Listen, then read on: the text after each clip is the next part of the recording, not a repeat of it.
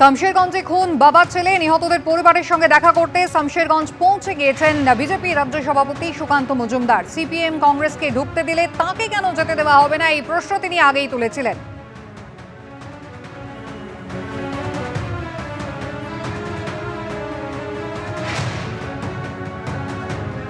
শামশেরগঞ্জ পৌঁছে গিয়েছেন রাজ্য বিজেপি সভাপতি সুকান্ত মজুমদার।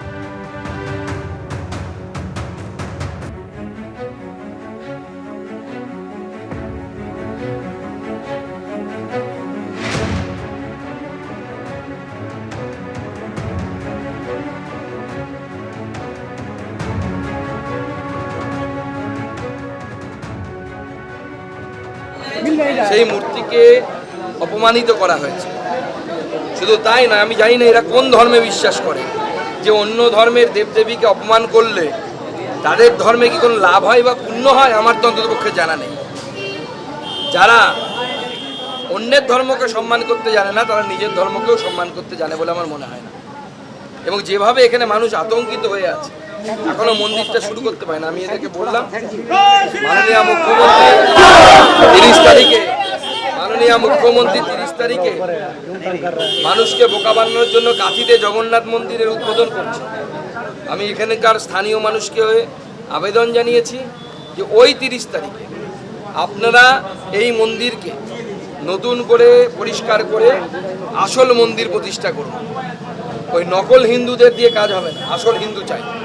সেই আসল হিন্দু, আসল মন্দির প্রতিষ্ঠা হবে। প্রয়োজনে আমি এখানে আসবো। দাদা, স্থানীয় বাসিন্দা বলছে যে বিএসএফ যতক্ষণ আছে ততক্ষণ তারা সুরক্ষিত।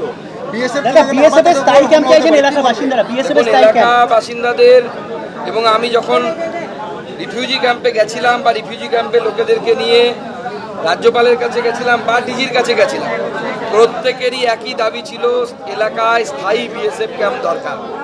আমি রাজ্য সরকারকে অনুরোধ করব যে এই ঘটনার সেন্সিটিভিটি অর্থাৎ সংবেদনশীলতাকে মাথায় রেখে রাজ্য পুলিশের উপর সাধারণ মানুষের কোনো বিশ্বাস নেই, কেউ বিশ্বাস করছে না। অতএব এখানে কেন্দ্রীয় বাহিনী অর্থাৎ বিএসএফের কমসে কম, কারণ বিএসএফের জুরিসডিকশনের মধ্যে পড়ে, তার স্থায়ী ক্যাম্প করার জন্য রাজ্য সরকার বা রাজ্যের হোম মন্ত্রণালয়, হোম ডিপার্টমেন্ট, কেন্দ্র সরকারের হোম ডিপার্টমেন্টের কাছে আবেদন করুক। এবং আমরা কথা দিচ্ছি, আমরা কেন্দ্র সরকারের সাথে কথা বলে সেইটা করার ব্যবস্থা করব। मंदिर को बुरी तरह से तोड़ दिया गया है, क्या कहना है? देखिए, 11 तारीख को इस मंदिर को पूरी तरीके से वैंडलाइज किया गया। देव देवियों की मूर्ति जो थी, उस मूर्ति को तोड़ा गया और उस मूर्ति को अपमानित भी किया गया। टोटल 56 शॉप जो हिंदुओं के थे उसे तोड़ दिया गया, पूरी तरीके से लूट लिया गया।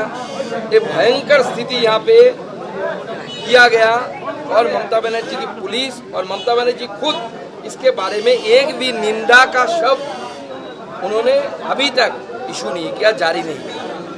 तृणमूल कांग्रेस की तरफ से और ममता बनर्जी की तरफ से स्पेशल इस तरीके की घटना की निंदा करती हुई कोई भी स्टेटमेंट नहीं आया। उल्टे ममता बनर्जी मुअज्जिम और मौलवियों का जो खौफ शो था उनको लेकर वहाँ पे बोला कि हिंदुओं को समझना चाहिए, उनकी ज़मीन ले ली गई। मालूम नहीं मुर्शिदाबाद में कौन सी ज़मीन किसी ने ली।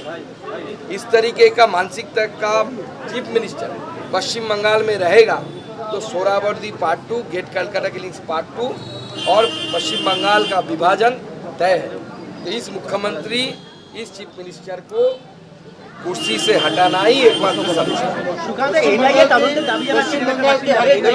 আমরাও চাই पश्चिम बंगाल के हर एक जिले में ममता दीदी जा रही, आज जा रही है मिर्जापुर जा रही है, देखा यहाँ पे क्यों नहीं आ रही? ये उनको तो पहले यहाँ पे आना चाहिए, देखना चाहिए, हिंदुओं से बात करनी चाहिए, तब ना कॉन्फिडेंस बढ़ेगा। आप देखिए, चीफ मिनिस्टर पश्चिम बंगाल के चीफ मिनिस्टर जो है वो क्या सिर्फ इस मुर्शिदाबाद में मुसलमानों के चीफ मिनिस्टर है कि हिंदुओं के भी चीफ मिनिस्टर, वो सबके चीफ मिनिस्टर है। तो अब हिंदू लैक ऑफ कॉन्फिडेंस में है, उनमें आत्मविश्वास नहीं है यहाँ पे रहने का।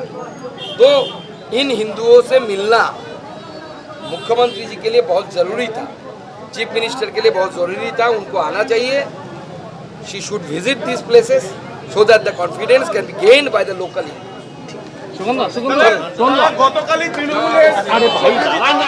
শামশেরগঞ্জে পৌঁছে গিয়েছেন সুকান্ত মজুমদার, রাজ্য বিজেপির সভাপতি। ইতিমধ্যেই দেখতে পাচ্ছেন সরাসরি। এবং তারা বলছেন এটাও যে বিএসএফ ক্যাম্পের বিষয় সেটা কেন্দ্র সরকার বুঝবে। দেখুন, মানুষকে বোকা বানানো ছাড়া এদের কাজ নেই। রাজনীতিটা কারা করছে? আজকে কেন স্থানীয় মানুষরা বলছে, তাদেরকে বলা হচ্ছে যে বিএসএফ সরে গেলে তোদের দেখে নেওয়া হবে, তোদের বাপ সরে গেলে তোদের দেখে নেওয়া হবে। তো সাংসদ বিধায়করা তারা এসে এখানে কথা বলতে পারছে না? তৃণমূলের প্রতিনিধি দল এসে কারা এই ধরনের কথা বলছে?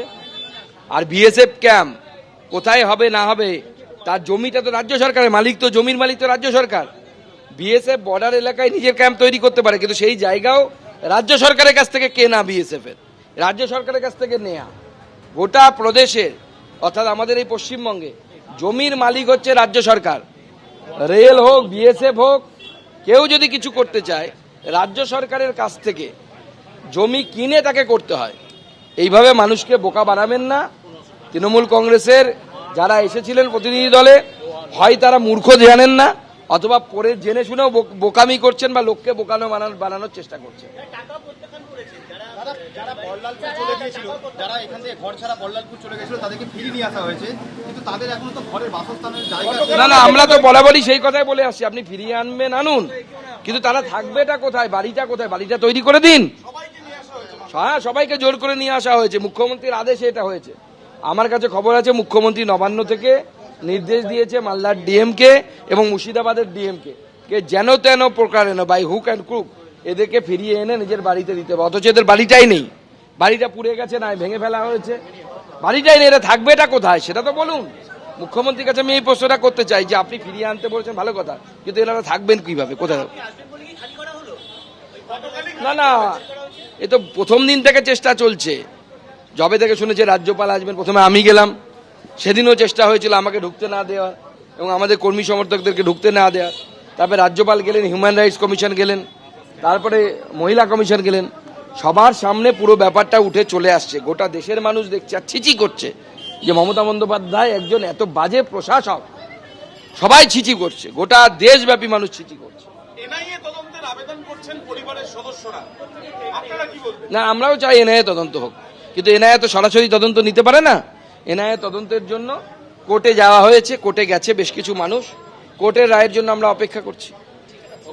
ইতিমধ্যে আমরা দেখছি যে শামশেরগঞ্জে সুকান্ত মজুমদার তিনি এসছেন এবং বিজেপি রাজ্য সভাপতি তিনি যখন আসেন এখানে অনেক মহিলাদের আমরা দেখি যে তারা মহিলার সঙ্গে আপনাদের কথা বলতে হবে একটু। তাদের সঙ্গে অভিযোগ তাদের জানান কি পরিস্থিতি তারা ছিলেন। এখনো দেখতে পাচ্ছেন শ্যামল জানা আমার ক্যামেরা পার্সন দেখাচ্ছেন যে বয়স্ক মহিলা তিনি সুকান্ত মজুমদারকে জানাচ্ছেন আমরা আছি তো।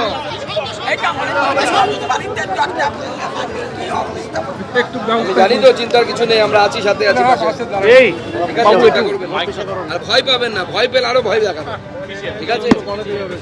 আমরা চাইছি এনআইএ তদন্ত হোক, আমরা চাইছি, কিন্তু কোর্টের উপর নির্ভর করে তো, সব আমাদের হাতে থাকে না। 11/4 ঘটনা আছে। আমরা জানতে চাই যে ঘটনাটা কে করেছে। যেটা বহিরাগত সেটাই আমরা জানতে চাই। পুলিশ তো তার রিপোর্টে কোর্টে বলে দিয়েছে বহিরাগত কেউ ছিল না। না, উনি বলছেন তো সেটাই আমরা জানতে চাই। এনার তদন্ত হওয়া উচিত। সব লোক ইতিমধ্যে আমরা দেখতে পাচ্ছি যে সুকান্ত মজুমদার তিনি শামশেরগঞ্জে ধুলিয়ানের ঠিক মুখে এবং এখানে তিনি যখন আসেন তখন মহিলারা অনেককেই দেখা গেল যারা কাঁদতে কাঁদতে যারা তাদের অভিযোগ তারা জানাচ্ছেন এবং যেটা সম্ভাবনা রয়েছে যে যে গ্রামগুলোর উপরে আক্রমণ বেশি হয়েছে বলে অভিযোগ উঠেছে বারবার, সেই গ্রামে সুকান্ত মজুমদার বিজেপি রাজ্য সভাপতি তিনি যাবেন। ইতিমধ্যে আমরা দেখতে পাচ্ছি আরো একবার ছবিটা শ্যামল জানা আমার ক্যামেরা পার্সনকে বলছি দেখানোর জন্য যে এখানে তাদের তরফ থেকে পরিষ্কার বলা হলো যে বিএসএফ ক্যাম্পের যে দাবি রয়েছে সেই ক্ষেত্রে যে জায়গা দেওয়ার বিষয়ে সেই জায়গা দিতে হবে রাজ্যকে। সেই বিষয় নিয়ে বিএসএফ ক্যাম্প যাতে হয় তারা তাদের তরফ থেকে চেষ্টা করবেন, কিন্তু এই জায়গা দিতে হবে রাজ্যকে, সুকান্ত মজুমদারের দাবি। তার সঙ্গে সঙ্গে তিনি আরও জানাচ্ছেন যে এনআইএর যে তদন্ত সেই বিষয় নিয়ে আদালতের দ্বারস্থ হওয়া হয়েছে। আরও একবার শামশেরগঞ্জের রাস্তায় সেখানে আমরা দেখছি যে প্রথমে একটি জায়গায় আসার পরে সেখানকার মানুষের সঙ্গে তিনি কথা বললেন এবং তারপর আরও বেশ কিছু জায়গা সেখানে তারা যাবেন। এখনও পর্যন্ত অনেক মানুষ যারা তাদের যে বক্তব্য বলার জন্য তারা কিন্তু তার সামনে যাচ্ছেন। সব মিলিয়ে আজকে যেখানে জাফরাবাদে যেখানে দুজনের মৃত্যু হয়েছে সেই বাড়িতেও তার যাওয়ার কথা রয়েছে।